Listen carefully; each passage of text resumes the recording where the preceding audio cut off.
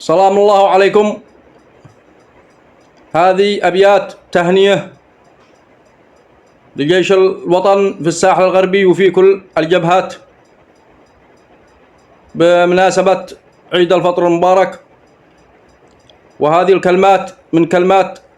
شاعر المقاومة الوطنية الشاعر أبو غزال حامس المري.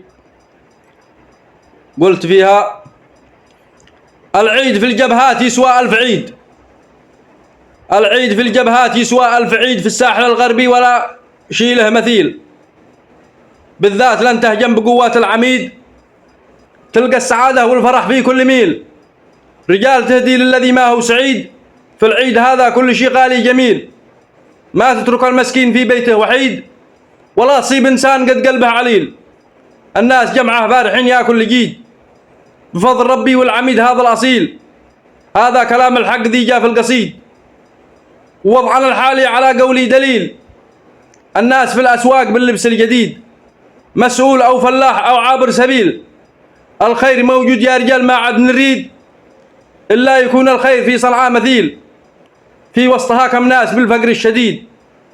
من باطل الحوثي مع كم من عميل، لا عاد لقوا راتب ولا شافوا بريد،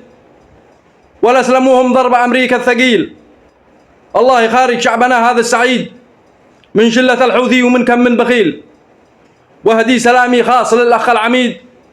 طارق محمد ذي بأمره ما نميل، وجيشنا كامل اتصلهم بالمزيد، جيش الوطن ذي قدمون المستحيل، جيش الوطن ذي قدمون المستحيل.